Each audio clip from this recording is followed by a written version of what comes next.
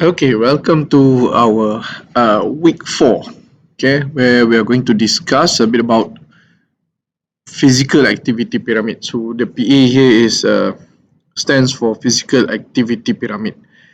Okay, so this is the beginning of a topic known as fitness.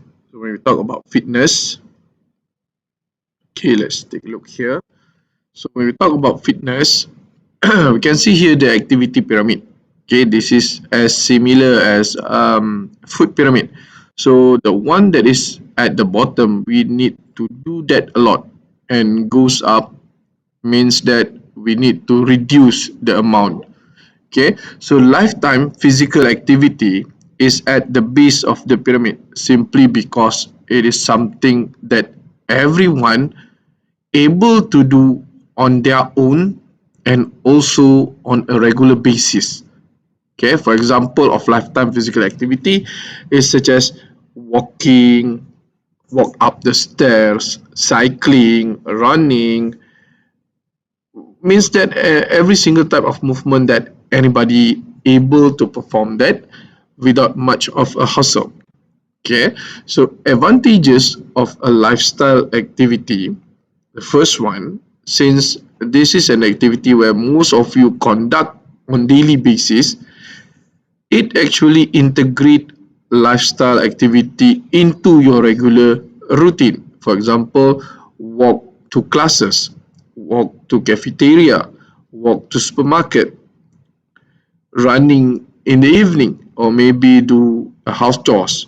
It also known as a lifestyle activity. Number two, the advantages of lifestyle activity is you can perform it anywhere since it does not require any special equipment. For example, running up the stairs or maybe walking the stairs. Okay, so you just need stairs that you have at your home. Or maybe we talk about brisk walk. So you go outside and then just walking. That is perform anywhere. Okay, that is also an advantages of a lifestyle activity. Number three, lifestyle activity can cut expenses. At the same moment of time, you can get all of those benefit.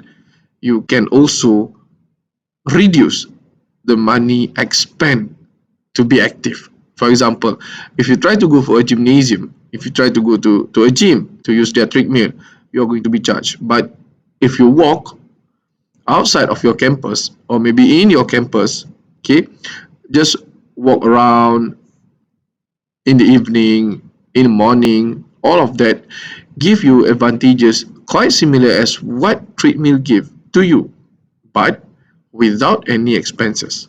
Okay, and then advantages of lifestyle activity, it can be fun and also leisure. Okay, another example of gymnasium. When we go to gymnasium, we have a certain target to achieve. For example, today is a leg day, we are going to do a lot towards our leg. Okay, sometimes people don't like this kind of program, so they are like more towards a leisure program, more towards unscheduled program. So lifestyle activity is one of the way for you to have this kind of advantages without a regime. Okay, and it also, okay, lifestyle activity also target on multiple type of exercise which can be performed at once. Okay, for example, we walk to the nearest supermarket. So walking is part of cardio exercise. At the same moment after you go to the supermarket, maybe you bought a lot of things. So that one is going to be part of strength exercise. So we can actually include multiple type of exercise within one particular activity to be done. Okay, this is part of advantages of lifestyle activity. Okay, and then we have occupational physical activity. Okay, for example, let's see the chart. Okay, so we have another type of lifestyle physical activity known as occupational physical activity. All right, So lifestyle physical activity is any physical activity that being done in regular basis by you, while occupational physical activity is a movement of physical activity that being done due to the occupation itself. For example, we take here the bus conductor. So the bus conductor will walk down the aisle of the bus at the same moment it's going to walk up and down the stairs. So that is known as occupational physical activity. Okay, we take another one like a doctor, where they always move around in the hospital, move around between department, push a lot of bed, okay, a lot of patient that lie on the bed. So all of that require energy, and all of that require movement.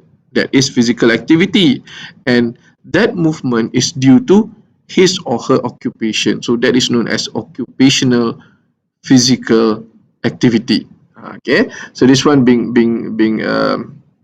given example as a bus conductor who climbs stairs to collect tickets from passengers had lower death rates than bus driver who were more sedentary. If we compare conductor and driver, most of the time the movement being conducted by the conductor, while the driver is just only going to sit there and drive the bus. So if we compare these two different work scope, so the conductor will actually record more walking distance compared to the driver, which result the driver to be much more sedentary compared to the conductor itself. Okay, so how can we add activity into daily lifestyle? For starters, okay, for starters, we can actually stop or reduce the use of elevators. Okay, we leave the elevators to the one who needs. For example, pregnant lady. For example, um, old people. For another example, maybe lady with a pram, or maybe when you bring a lot of stuff, go up and down, and then use elevator. Other than that, ditch the elevator. Instead, walk up the stairs. So we have include daily lifestyle, physical activity. Okay, number two, park more distantly in the parking lot. Purposely park your car further, and then require you to walk to class. Okay, one of the advantages is when you park your car further, you don't have the hustle to actually fight for the parking slot. There are always empty parking slot further up the parking lot. Okay, and then number three, we use bicycle or walk to the store instead of driving or riding a bike. Okay, this can be done if the store is within a reach of yours. Don't try to bicycle or walk to the store. Let's say I'm trying to go to the Subkimit Valley in Johor and I'm going to walk from Malacca. You are going to die halfway from there. Okay, but if you say let's walk to Bukit Beruang, just in front of you, so walk instead of drive a car. Okay, and then we can actually include walk breaks during work. So every 1 hour, 2 hour of works, we take a break and just have a nice walk, maybe to the cafeteria, maybe to anywhere, just for the sake of physical activity. Okay, and then we do a lot of yard works. For example, sweeping the grass, okay, trimming the trees. All of that is physical activity. And finally, house chores, mop the floor, sweep the floor, clean the glass, all those dishes, they are not going to do themselves. So by movement, okay, by moving, you are going to include physical activity in daily lifestyle. There's a lot. Okay, there's actually a lot that can be done in order to incorporate movement within daily activity. Okay, all right. So this is a fit formula for cardiovascular health. Cardiovascular stand for cardio and vessel. Okay, cardiovascular is actually two different terms that being incorporated into one. Cardio means your heart. Okay, the action, the functionality of the heart. While vascular is the vessel. Okay, wait. Okay, when we talk about vascular, it is actually vessel. For example, your blood vessel, your artery, your vein. So in order to get a very what we call it efficient, okay, energy system within your body, these two different parts need to be in a very immaculate uh, uh, we can say that it need to be in very good shape. Okay, immaculate. Cardio, your heart need to be in a good shape. Your vessel too. Okay, so most of the time, we have this kind of diseases such as stroke. Um, okay, the most common is actually stroke. But when we talk about stroke that happen at other parts rather than brain, they are going to have another name. Okay, so stroke is a rupture of blood vessel or rupture of the vascular. Okay, vessel, rupture of the vessel at your brain is going to be named as stroke. Rupture of the vein at the kidney, it is going to be named as kidney stenosis. Okay, and all of this is caused by a problem, okay, which is known as atherosclerosis. Okay, so atherosclerosis. Athero is artery, again vessel. And when we talk about sclerosis, the most easiest way for you to understand is blockage. Okay, so the blockage of artery. So when the artery being blocked, it's just like when you pinch a water pipe. Okay, you pinch a plastic water pipe, so you're going to see that the pressure is going to rise up. That is what going to happen in your vessel. And when the pressure is too much, it's going to make part of the vessel to be ruptured. Okay, when that happen, we are having a lot of problem. We are going to have a kidney problem. You're going to have a brain problem. You're going to have a vascular problem. So to avoid that, we need to have a good cardiovascular health. Okay, so FITT. F stand for frequency, I stands for intensity, and T stands for time. Okay, so this is the fit formula. If people ask you how can we be healthy, remember the fit formula. The first F, frequency, it need to be done daily. Okay, it need to be done daily. That is the reason why daily lifestyle be incorporated as part of physical activity. So instead of driving a car, we walk. We incorporated physical activity within our own objective of daily. Okay, daily means we need to perform physical activity every single day. Intensity. Okay, the second one, I, intensity. They put here as moderate. Okay, just imagine something like this. If you go for a walk, you are not going to feel much. If you go for a very intense running, you're going to feel you're going to gasping for air. When that happen, when you start gasping for air, that means the intensity for you is high. So we are not going to do a high intensity in order to get a good cardiovascular. We just need moderate. So in between those two, not too high and not too slow. For some people, it is just walk down the street. For others, it's maybe jogging. Okay, for others, it may be playing sports. So that is moderate, not too high until the point where you are gasping for air, and not too low where you don't feel anything from the activity itself. Okay, and the time accumulated 30 minutes per day. When you achieve these three, you are not going to be called as sedentary anymore. Instead, it is going to be called as an active lifestyle. Okay, activity need to be done daily in a moderate intensity, accumulation of 30 minutes. Okay, it does not say you need to do 30 minutes for every single session, but every single day, the accumulation of session will actually end up 30 minutes. For example, 5 minutes walking to class in the morning, 5 minutes after class, 5 minutes for the second class, 5 minutes for the third class, they're already 20 minutes. Walk to the cafeteria, another 5 minutes, and maybe walk to the library, 30 minutes. Already finished. So if you go beyond 30 minutes, that is even better. But please try not to be less than 30 minutes. Because if you are less than 30 minutes with a moderate intensity of activity, you are in sedentary level.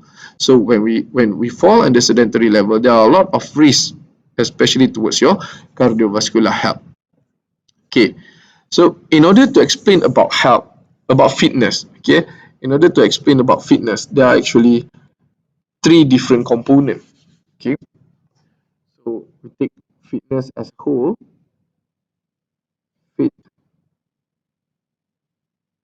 Fitness. Okay, we take fitness as a whole, so we can actually divide fitness into three different sub branches. The first one is physical fitness. The second one is cognitive fitness, or the way you think, and the third one is emotional fitness. When you have these three in check, we are going to call it as total fitness. Okay, for example, we have a guy. Okay, let's take a guy, a very big guy, a gymnasium type of guy. Okay, we know that physically he is fit. However, when people start to tease him, he cry. Emotionally, he is not. So total fitness, he is not. Uh, Compared to maybe we take another guy, just a normal guy, where we know that this guy is healthy and at the same moment can think rationally, both cognitively and emotionally. So this guy have a better total fitness compared to the first guy. Okay, but as for today, we are going to discuss only for the first part, which is physical fitness. So physical fitness, as here, it can be further down. It can be further divided into two, where the first one is known as health related, and the second one is skill related. Okay, so health related, most of the time it is actually being recommended for all. Means that every single one of you supposedly have a good health related fitness. Skill related fitness, it depends on the sports, or it depends on the requirement of yours. Maybe for example, we take soccer player and we take sprinter. The skill related fitness between those two is different. Soccer player need to have, let's say, a good agility, change of direction. But for sprinter, they need to have a good reaction time. When the bang bang being heard, the running being start, but not to the soccer. That is skill related. However, for health related fitness, every single one of you should have it. Whether you are a sports person, or you are just a normal sedentary people. We need to have a good health related fitness. Okay, so these are the five things that being put under health related fitness. We have cardiovascular endurance, we have muscular endurance, we have muscular strength, we have flexibility, and finally we have body composition. So let's go one by one. Okay, the first one is known as cardiovascular endurance. Again, it comes from two different words. Cardio and vascular means that system that transmit blood to the whole body. If cardiovascular system is not good, your body is not going to get enough blood. When you are not going to get enough blood, you are lacking in terms of nutrient and also lacking in terms of oxygen, which result the performance of your body is going to drop. That is cardiovascular. Okay. So cardiovascular endurance can be defined as the capacity of the heart and lung to supply enough oxygen to the working muscle, especially those with a large surface area. The heart regulates the flow of oxygen to all muscles. Okay. The term that you need to understand here, the first one is cardiovascular. The number two is the term endurance. When you see the term endurance, please put in your mind it means a long period of time. Okay, a long period of time. Most of the time, it is going to be more than 10 minutes up until 2 hours or more. That is endurance. Some of you can actually run fast, but the performance of that running end up after 15 seconds. Okay, meaning that at the 16 second, you are starting to gasping for air. The air is not enough. You are suffocating. When that happens, means that the blood circulation is not good. Okay, it's not good. You don't have enough oxygen in your blood. You don't have enough nutrient in your blood, resulting the the parts that being used for activity start to slow down. But when we talk about cardiovascular endurance, it is the ability for your heart and lung to supply all those blood, air, oxygen, nutrient to the whole body for a period of time, for a long period of time.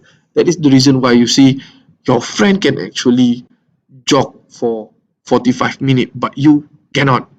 Okay, you can go for 10 minutes and then you start feeling very, very tight. Okay, if you compare yourself and your friend have a better cardiovascular endurance compared to you. That is cardiovascular endurance. Okay, how we want to achieve this? We need to go for a lot of aerobic exercise which require you to breathe and require you to walk or run for a very long duration. 10 minutes of exercise does not increase your cardiovascular endurance. You need to take at least 45 minutes and above in order for you to gain effect in terms of cardiovascular endurance. So this is the first health related fitness. Okay, most of the time people call this one as stamina. Okay, you have a lot of stamina. You don't. You can walk far. You do. Okay, when you have a lot of stamina, you can do a lot much longer. Okay, to be exact, the term is cardiovascular endurance. The normal term that being used is actually stamina. Okay, so if you watch, let's say, uh, if you watch, let's say, an anime, Naruto, all those chakra. Okay, so chakra is actually one of the way they try to resemble cardiovascular endurance. If the chakra is lost, nothing can be done. Everything is going to stop. Okay, because when that happens, the blood is not circulating right. When blood is not circulating right, you're not going to have enough oxygen. You're not going to have enough nutrient. Okay, what happens inside your body if the oxygen is lacking? Just watch yourself. Okay, when you try to hold your breath for a period of time, you're going to feel suffocated. When you try to breathe underwater, you are going to feel suffocated. So our cell in our body feel the same. Okay, our cell in our body feel the same. When we are not breathing right, when there are lack of oxygen inside our body, all of these cells they need oxygen in order to live, in order to perform. When there are no oxygen, they are going to be suffocated. The feeling is as mutual as what you feel when you try to breathe underwater. So now try to imagine your heart don't get oxygen, your muscle don't get oxygen. All of that will be suffocated. Okay, that is the first one, cardiovascular endurance. How far or how long can you exercise when you see endurance? So cardiovascular, capacity of the heart and lung to supply enough oxygen. Endurance, for a period or for a long period of time. Okay. Number two, muscular endurance. Again, we see the term endurance means a long period of time. Okay, so the first health related fitness is cardiovascular. Second health related fitness, muscular. Now is the capacity of your muscle to work for a for a long period of time. Cardiovascular, capacity of your heart and lung to supply oxygen, blood, and nutrient to the working muscle for a long period of time. Muscular endurance is the capacity of your muscle to do an exercise or physical activity for a long period of time, to do a repetitive movement. For example, push up. We do a repetitive push up. Let's say for 1 minute, how much you can do. So some of you can do one, some of you can do 10, some of you can do 50. It depends on your muscular endurance, or maybe we say the number of push-up can be done until fatigue. So you are going to see some of you fatigue very fast. Some of you fatigue very slow, resulting they able to perform movement for a longer period of time. That is muscular endurance. Okay, sweeping the floor. When you sweep the floor, let's say this is the first time you sweep the floor, you're going to feel that in order to finish up sweeping a whole house, it takes forever. But after you do it for, let's say, a week, a month, a year, 10 minutes, finish. Because now you can perform much faster. Why? Because your muscle is less fatigued. So people who have a good muscular endurance, they have less fatigue towards their muscle. They can do a repetitive movement over and over and over again without feeling fatigue. That is muscular endurance. The capacity of a muscle to continue working for a long period of time. Number two. Okay, number three is muscular strength. So muscular can be defined as the capacity of muscle to work. Okay, but the first one is muscular endurance, work long period of time. Now muscular strength. When you see the term strength, it means how much you can lift or how much energy you can produce only once. That is the difference between strength and endurance. Endurance require a lot of repetition. Strength require one burst action. So it can be defined as the maximal force neuromuscular system can perform during a maximum voluntary contraction. Okay, for example, let's say we try to lift up a water bottle. We try to lift up a water bottle. Okay, if you can lift up, put it down, lift up, put it down, lift up, put it down, and do the same thing, lift up, put down, lift up, put down for 1 hour, that is muscular endurance. Okay, but if you're able to lift up, let's say a 50 kg bottle for one time, that is muscular strength. Okay, if you're able to lift up 50 kg water bottle, one, two, a lot of time in a very long period, muscular endurance. So that is the difference. When we talk about muscular endurance, it is how long your muscle can perform. When we say muscular strength, it is how much your muscle able to perform. Maybe some of you can actually lift up 1.5 kg by using 5 fingers. Some of you can lift up the whole box of 1.5 kg, 12 of it, with both hands. Some of you can actually lift up 3 boxes. So the more boxes you can lift up, the more strength you have within the muscle. Okay, and some of you can actually lift up those 3 boxes repetitively. Muscular endurance. Okay, that is how we define endurance and strength in terms of muscle. So when we talk about muscular endurance, it is how long, means prolonged work or repetitive works. Muscular strength refer to maximum works. Okay, that is strength. So when we talk about strength, there are also another term that plays along, which is power. Okay, so most of you always say something like this: oh, you are so powerful compared to him. Oh, this car is much powerful. This light bulb is powerful. This electrical appliances is powerful compared to others. So what is actually power? Okay, when we try to explain power, we are going to go back to term strength. Okay, where we know that strength is maximal output. And when we include power, it is maximal output in a shortest period of time. Meaning that if we have 2%, okay, we have something like this.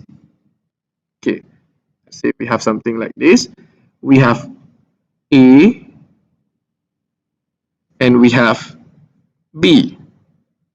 Okay, let's see both of these try to lift up a barbell, okay, 100 kg. This one is also 100 kg. Both of them try to show strength, but okay, student A able to lift up this 100 kg, let's say in 1 second, but student B, the same 100 kg, it takes another second more. Okay, so power power is actually work divided by time. Okay, power is work divided by time. Okay, so let's see the work done for both 100 kg. Okay, we assume that if we translate this into amount of force, it is going to be 1000 Newton. Okay, so for A, okay, power for A is 1000 Newton divided by 1 second, while power for B is also 1000 Newton. Since the weight is similar, but 2 seconds. So we are going to have here is 1000 Newton per second, while for B we have 500 Newton per second, which resulting A is much more powerful compared to B. Although both of them perform the same work, however, A perform it faster compared to B, meaning that A able to extract an amount of force faster compared to B. So now let's when you see something and see, let's say we compare Nissan GTR with let's see another one, kancil. Okay, we compare Nissan GTR with Pro 2 kancil. So we are going to see we are going to see that GTR is much more powerful compared to kancil because it able to achieve the speed faster. That is power. Okay, so when we try to have power, we need to actually exercise to get strength and then only do that exercise faster. And then we get power. Okay, so type of exercise. Let's go back here. Cardiovascular endurance, the ability of your heart to actually supply enough blood. So the exercise that we can do in order to get cardiovascular endurance is more towards aerobic exercise. Example, jogging, walking, brisk walking, running, swimming, cycling, all those exercise which require you to perform in a very long period of time. There are no people jogging for 5 minutes. Same goes as swimming, 5 stroke and then stop. No, most of the time it's going to take you half an hour. So all of those known as aerobic exercise will actually increase cardiovascular endurance. Okay, muscular endurance, when we use our muscle repetitively. For example, we do push up a lot. Okay, 1 minute in 1 minute push up, and then we go 1 minute sit up. Do as much as you can. It helps to increase endurance in terms of muscles. Okay, muscle endurance. When you see endurance, the exercise need to be prolonged. Okay, and the third one, we have muscular strength. When we try to have strength, we need to include weight. The more weight you lift up, the more weight you push, the more weight you pull, it increase your strength. Okay, it increase your strength. So if you go for a higher rep or a higher weight, it is a way for you to actually increase your muscle strength. Depends lah. If you go, let's say we try to lift up 10 kg dumbbell. Tomorrow we lift up 20 kg dumbbell. Another day we lift up 50 kg dumbbell. The increment of weight show an increment of the strength. So how we want to get power? Before this we go movement like this, 50 kg dumbbell. Now we go faster. We go faster. We go faster because power is how much maximum force can be produced in a shorter period of time. We go faster. The faster you lift up those weight, the more powerful you are going to be. So that is how we train for power. Okay. And finally is body composition. Okay. So body composition, the term that people always say is about BMI, basal metabolic index. Okay. So we can divide human in three type of body composition: ectomorph, endomorph, mesomorph. So ectomorph is the one that is skinny, very skinny. Okay, mesomorph is the ideal one, and endomorph is when you get too much fat. So body composition can be defined as the percentages of muscle to fat in order for you to seek and appropriate to meet the demands of his or her sports. So let's see. So I don't play sports. So which one I should be? The ideal one is meso. Okay, the ideal one is mesomorph. If you go endo, you need to burn all those fat. If you go ecto, you need to build up some fat. Okay. So that is body composition. Okay, the easiest way for you to determine body composition is by using this one, BMI. Okay, BMI formula. Okay, it is actually simple. Multiply your height in meter by itself. Okay, divide your weight in kilogram by your step one. Okay, so basically it is weight divided by height. Okay, weight divided by height square to be exact lah. Okay, jap.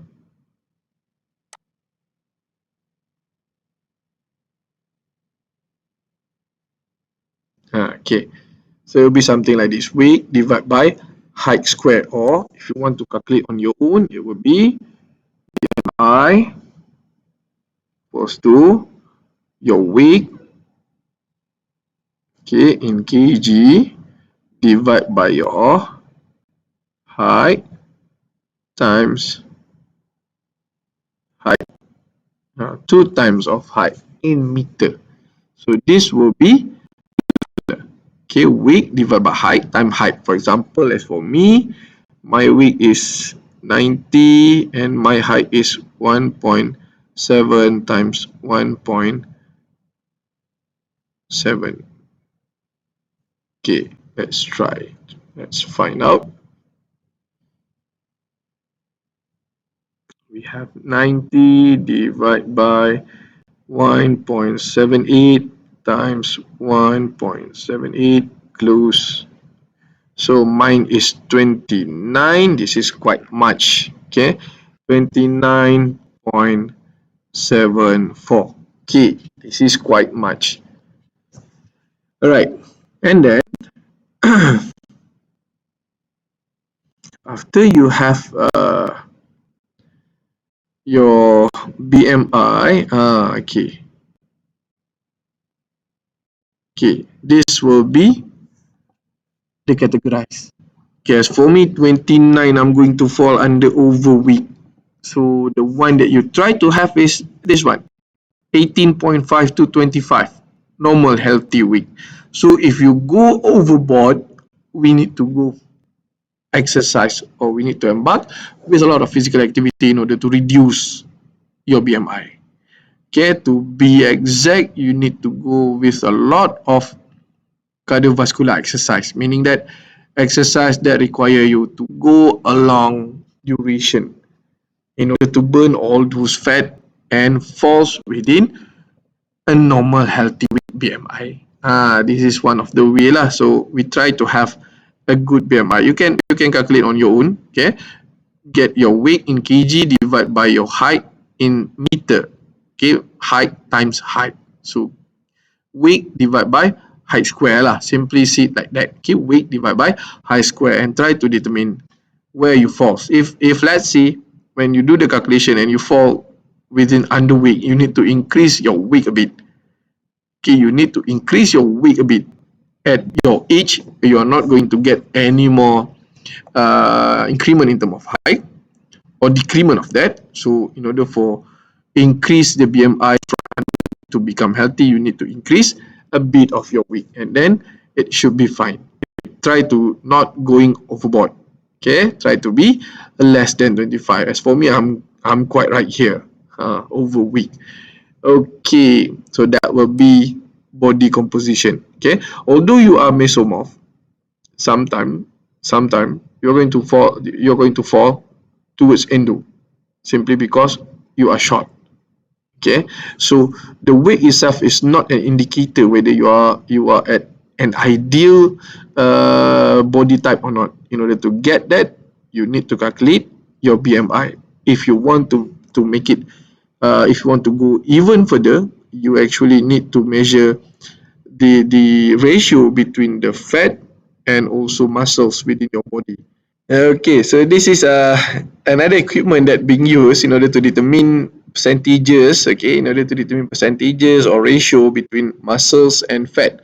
Okay, this is known as a BIA, bioelectrical impedance analysis. Basically, what this machine do is it's going to send an electrical impulse towards one hand and receive it towards within another hand.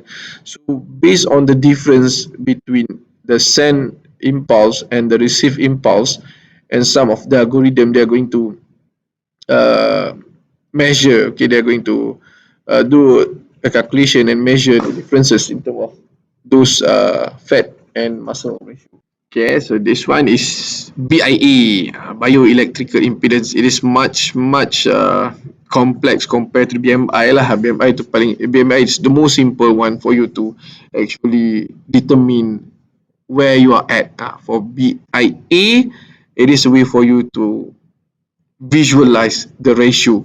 So this one is handheld. We have a lot of model for BIA up until the point where it can actually calculate the ratio based on peripheral. How about your left hand, your right hand, right hand, your left leg, your right leg, your abdomen, your chest. It can calculate differently. Okay, where we are going to attach more electrode to the body lah. All right, and finally is the final one is, sorry.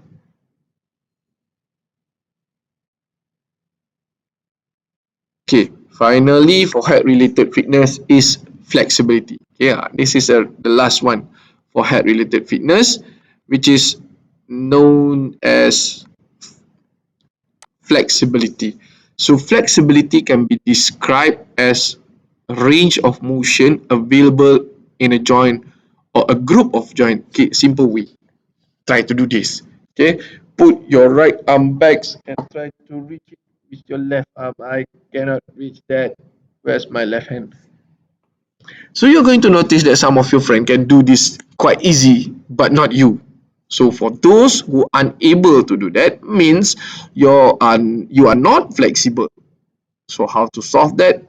Go for a lot of flexibility training. Means you need to do simple way. You need to do a lot of stretching.